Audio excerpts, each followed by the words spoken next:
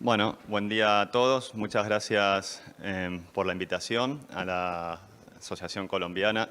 Muchas gracias a Javier y a la comisión directiva por traernos hasta acá. La verdad que un lujo y es una buena manera de ir superando la pandemia que hemos tenido.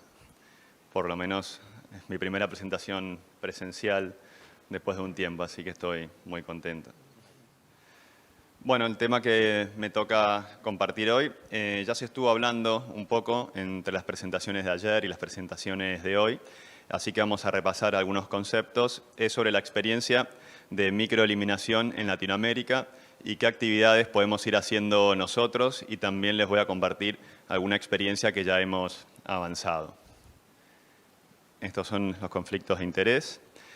Y lo más importante, yo creo, es tratar de comprender y entender qué quiere decir eliminar, ¿no? Porque también está a veces la palabra erradicación y no son sinónimos, sino que tienen algunas pequeñas diferencias. Cuando hablamos de erradicar, hablamos de llevar la prevalencia de una enfermedad a cero, ¿sí? Que ya esa enfermedad desaparece y que no tenemos que hacer más esfuerzos para tratar o para ir a buscarla, ¿no? Y un buen ejemplo de esto es la viruela. Este objetivo obviamente es muy dificultoso de alcanzar y en la gran mayoría de las veces se requiere de una vacuna.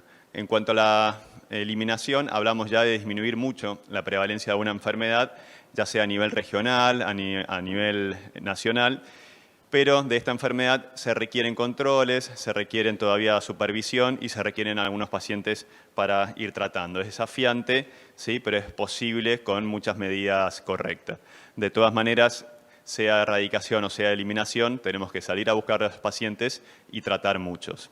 Entonces, ¿cuáles son las estrategias para alcanzar la eliminación?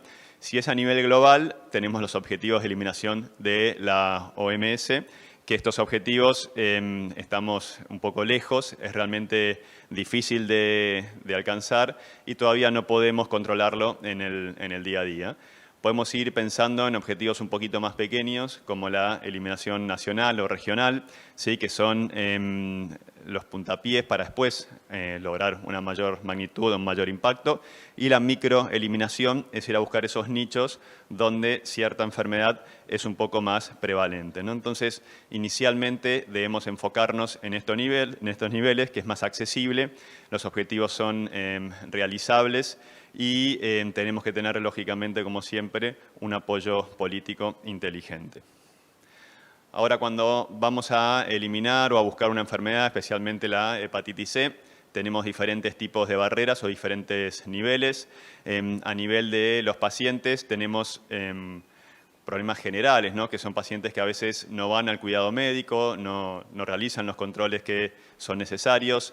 El sistema de salud de algunas regiones sale a buscar otras patologías más prevalentes y deja algunas otras de lado. Esto es lo que nos sucede en la hepatitis C, que es poco conocida, que es una enfermedad silenciosa y que tiene todavía el fantasma del interferón. Por más que esté en el museo, como dice Hugo, algunos pacientes lo sufrieron y obviamente no quieren padecer nada similar.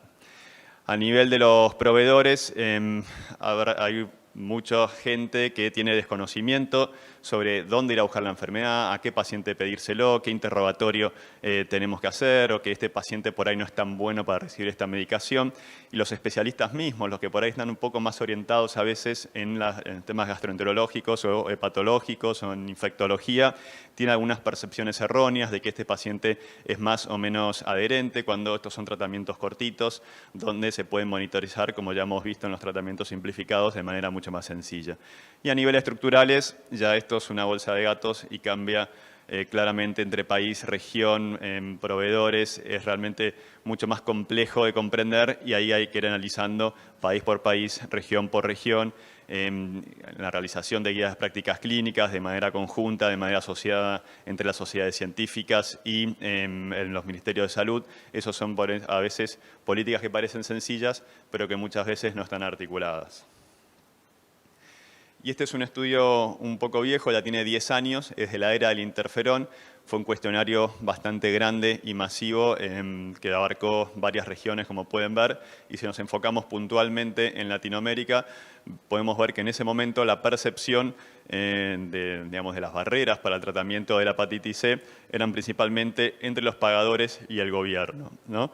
Hoy creo que en algunas regiones eso no es tan así. Por ejemplo, ya lo mencionó ayer el doctor Silva, en Argentina tenemos ya tratamientos de sobra y lo que nos faltan son los pacientes, ¿no? Entonces ya creo que ahí la pelota pasa un poco más de nuestro lado. Después se han hecho algunas percepciones o evaluaciones de dónde estamos en Latinoamérica.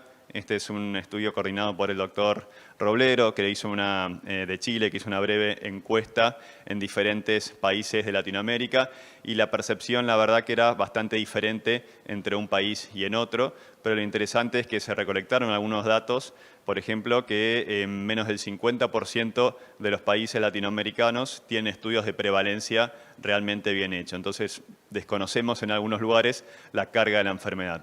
Obviamente esta es una enfermedad muy difícil de comprender, de buscar, porque es silenciosa, porque no da síntomas, pero hay estrategias para poder avanzar en ese sentido.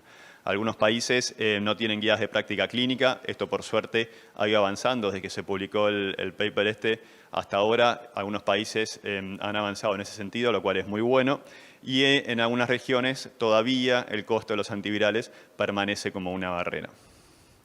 Entonces, ¿qué requerimos para optimizar y simplificar los modelos de tratamiento? Bueno, muchos vectores. Las terapias pangenotípicas, tenemos que aumentar la base de prescriptores. Somos pocos los hepatólogos. En Argentina no llegamos a 250 especialistas. Acá en Colombia creo que son aproximadamente 100. De todas maneras, son poblaciones de 45 y 50 millones de habitantes. Claramente necesitamos la ayuda de otras especialidades. Lógicamente que no solamente más especialistas, sino más lugares donde tratarlos, y siempre el compromiso político es necesario, ¿no? Entonces, ¿cómo vamos logrando cada uno de estos puntos?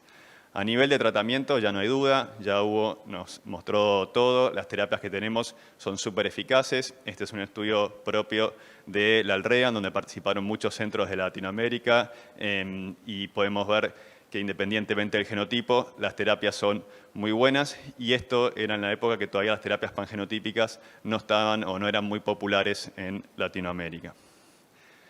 Ahora, ¿cómo podemos ir aumentando la prescripción? Este es un buen modelo australiano. Fíjense, en la era del interferón, la cantidad de tratamientos por años que hacían y cómo esto se disparó una vez que aparecieron los antivirales de acción directa. Está bien, era mucho más fácil de administrar, eran por periodos más cortos, pero ¿cómo lo lograron? Lo lograron expandiendo la base de prescriptores, ¿sí? Está claro que todos somos un cuello de botella, no podemos tratar, por más fácil que sea la terapia, a 50 países, pero bueno, en Australia las enfermeras podían tratar, los médicos de atención primaria podían tratar, y eso ayudó mucho a que esto pueda seguir avanzando. Hay otros modelos de atención. Acá les traigo un ejemplo. Este es en Washington, en la capital de Estados Unidos, donde abarcaron a 13 centros de atención primaria cerca de la capital, y les dieron una instrucción solamente de 3 horas sobre las guías de práctica clínicas locales, ni más ni menos, y el tratamiento que le ofrecían en ese momento era sofosbuvir, ledipasvir. ¿Cómo le fue? Fíjense. NP quiere decir que son enfermeras o médicos asistentes, médicos de atención primaria, especialistas. A todos les ha ido muy bien y con una tasa de curación muy parecida, independientemente de tener más o menor experiencia, ¿no? Entonces, podemos educar a aquellos que no están familiarizados con la hepatitis C y no es algo muy dificultoso. Ayer Martín habló del proyecto ECO del doctor Arora. Bueno, nosotros hemos tenido nuestra propia y tenemos nuestra propia experiencia en Argentina, y ya estamos hace por lo menos 7 años teniendo clínica ECOs de hepatitis virales.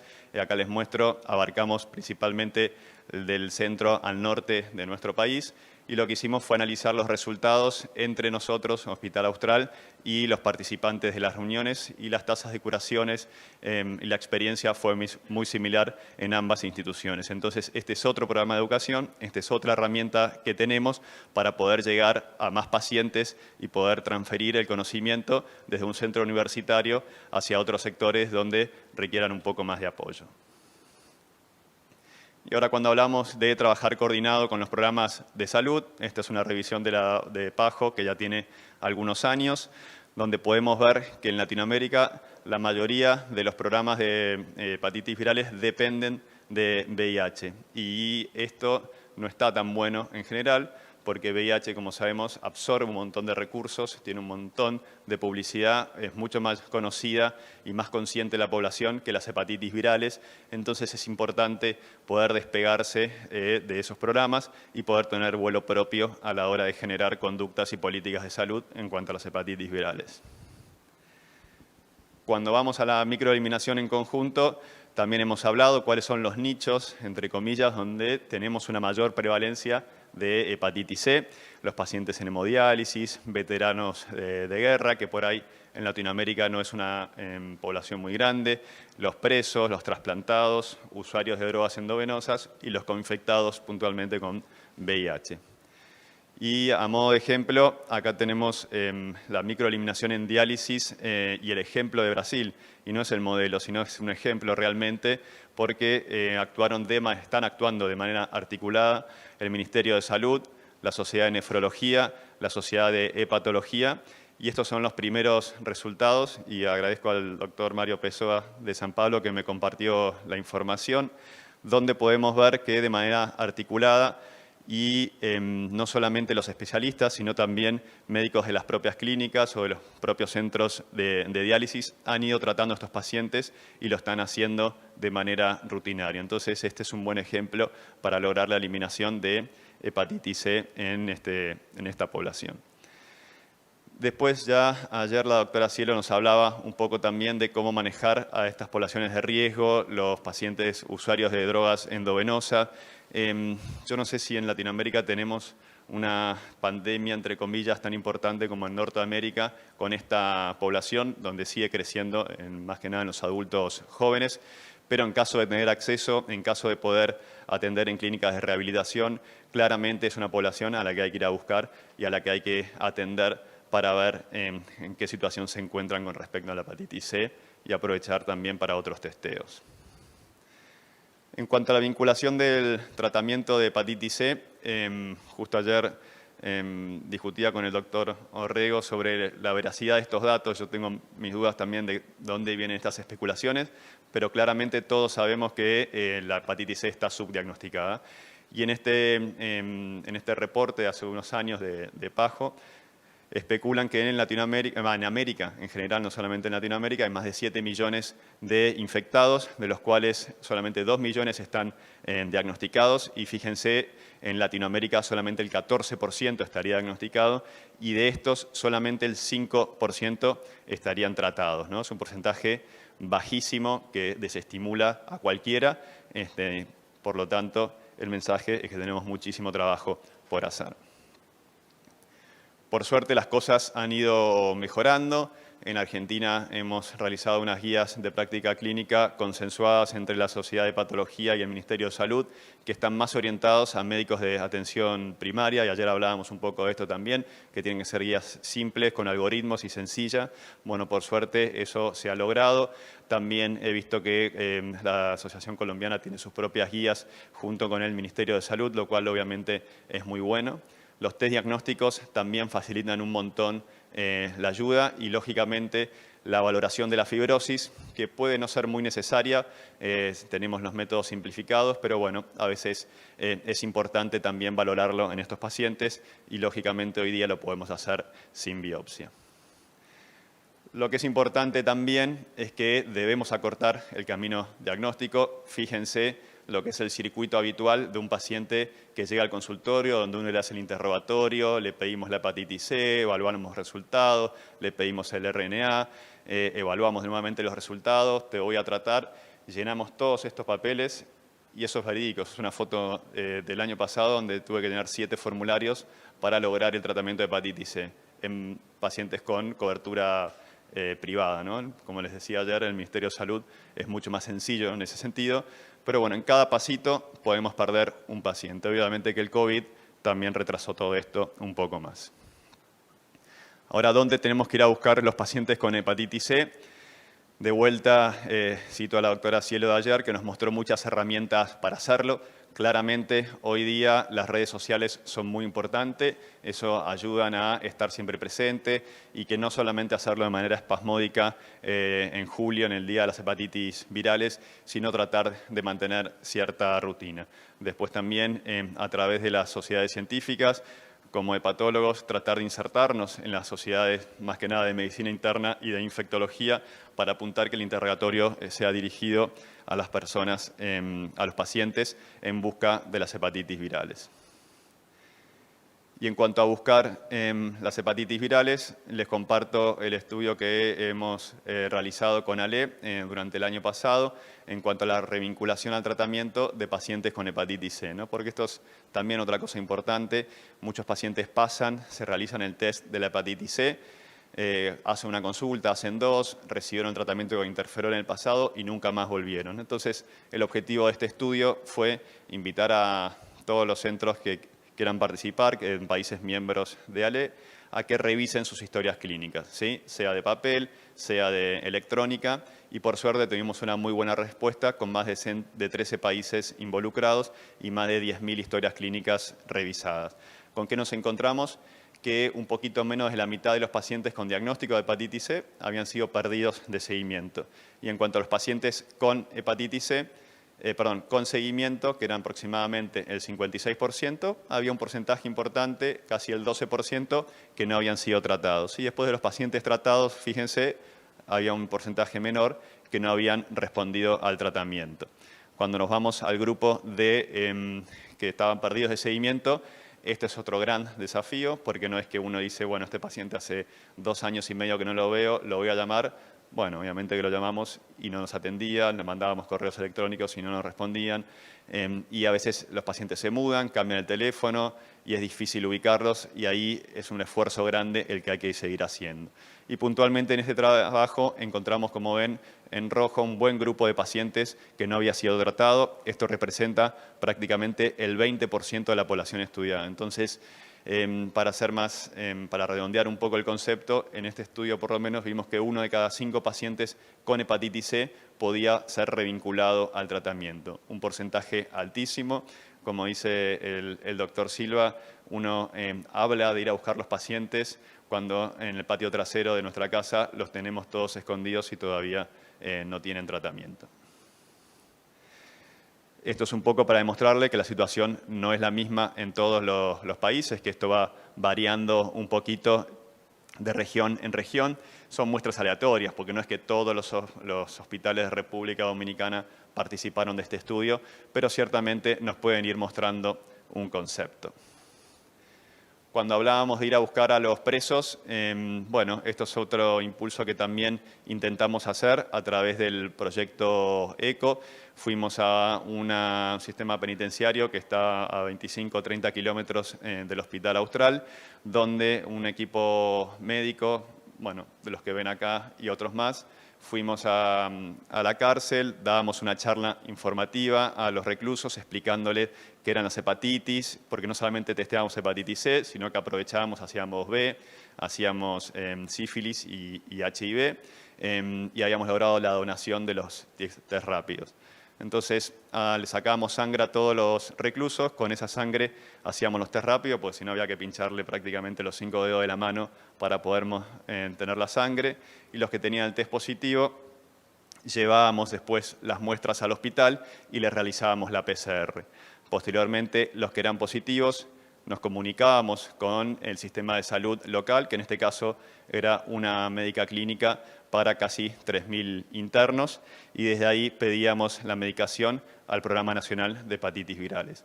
Fue un trabajo intenso de más de 1 año y medio. Y tuvimos, esto es importante, el soporte de una fundación que lo que hace, que es la Fundación Espartanos, lo que hace es intentar que los reclusos puedan insertarse laboralmente y socialmente luego de pasar por la prisión. Ellos nos abrieron la puerta también para hacer esta actividad y también tuvimos la ayuda invaluable de la Asociación de Pacientes Buena Vida. Ahora, ¿cómo nos fue con todo este esfuerzo importante? Como ven, casi 3.000 pacientes o 3.000 internos a los que se les ofreció hacer las pruebas diagnósticas. Como ven, las mujeres eran solamente 300, 400, pero el 80% accedió a realizarse el test. Nuevamente, las mujeres mucho más valientes que los hombres, donde casi el 40% accedió a hacerse las pruebas. La verdad que muchos internos tenían mucha desconfianza en esas pruebas, en si esto lo iba a ver el juez o quien fuere. Entonces eso me parece que nos limitó mucho en el examen. Habría que ver después si el sistema de salud no debería, como hacen en otros países, evaluar a cada interno que llega a prisión, no solamente para las hepatitis o enfermedades infectocontagiosas, pero sino para otras patologías. Ahora, ¿cuál fue la prevalencia? Solamente 18 pacientes tuvieron el anticuerpo ELISA positivo para hepatitis C. Esto nos dio una prevalencia de casi el 1.6 y solamente 13 de estos 18 eran virémicos, lo cual fue un esfuerzo enorme y una prevalencia muy baja, ¿no? Y con esto quiero decir que por ahí uno lee en la literatura 8% de prevalencia en las prisiones, 4%. Yo apoyo y estimulo que cada uno haga sus propios estudios de prevalencia, porque lo que leemos muchas veces en la literatura anglosajona no se repite en nuestra región. Acá podemos ver algunas fotos. A la derecha de la pantalla, el doctor Silva con uno de los bioquímicos, Francisco, que se había jubilado, pero le gustó el proyecto y nos acompañó. A la izquierda, Mari, una extraccionista del hospital. Y como ven, fue un proyecto muy inclusivo. También le sacamos sangre a los hinchas de Boca, que los hicimos participar del evento. No discriminamos a nadie. En cuanto a la microeliminación, ya ayer se habló sobre los bancos de sangre. Y esto es increíble porque es la población más interrogada y evaluada y discutida sus factores de riesgo, y llegan muy pocos a sacarse sangre realmente por el interrogatorio previo, y así todo aparecen pacientes con hepatitis C. Este es un boletín que desarrolla el Programa Nacional de Hepatitis Virales en la Argentina de manera anual, donde nos da esta información. Y fíjense, en los últimos 10 años, más de 5 millones de pacientes donaron sangre, o de personas, y el 4% tenía anti-C positivo, más o menos 20.000 pacientes. Y el último año evaluado, el 2018, el 0.3, 1.300 pacientes. No sé, a mí nunca me llamaron de un banco de sangre, no sé si a ustedes los llaman de los bancos de sangre directamente para decirles tengo este positivo. Dependemos de que el paciente, una vez que es avisado de su test positivo, acuda a la consulta. Entonces es ahí algo donde hay que trabajar e insistir que los bancos de sangre comuniquen directamente a la institución o a algún médico especialista en el manejo de esa patología. Entonces, para ir concluyendo, la eliminación de la hepatitis C, lógicamente es un proyecto ambicioso, pero podemos hacerlo. Hay países con mucho más recursos que lo están logrando, afortunadamente. Nosotros, como latinoamericanos, estamos un poco más retrasados. Los antivirales de acción directa son una excelente herramienta, no es la única, ¿sí? Y ya lo hemos discutido también, tenemos muchísimas más acciones para hacer. La pandemia nos retrasó, pero tenemos que aprovecharlo tal vez y ser inteligentes para esos pacientes que se van a testear para COVID o que tienen que hacerse chequeos rutinarios post-COVID. Bueno, interrogar, encontrar la manera de pesquisar la hepatitis C y otras patologías. Los mejores resultados se tienen que obtener yendo a buscar los grupos de riesgo con la microeliminación, el trabajo coordinado y la decisión política. La pregunta es si todavía necesitamos vacuna para la hepatitis C. Bueno, no era el tópico de la charla, pero es algo interesante, ya que la vacunación, lógicamente, es la mejor herramienta para poder eliminar o erradicar una enfermedad. Han habido muchos estudios, por ahora estamos ahí cerquita. Y quería compartirles mi alegría. El jugador que ha marcado el gol más importante en la rica historia riverplatense ha vuelto a nuestro país y eso me pone muy contento. Esto fue segundos después de haber marcado ese gol. Ahí lo veo al doctor Piñero un poco nervioso con esta imagen, pero bueno, seguramente que valore el buen fútbol y lo disfrute tanto como nosotros. Muchas gracias.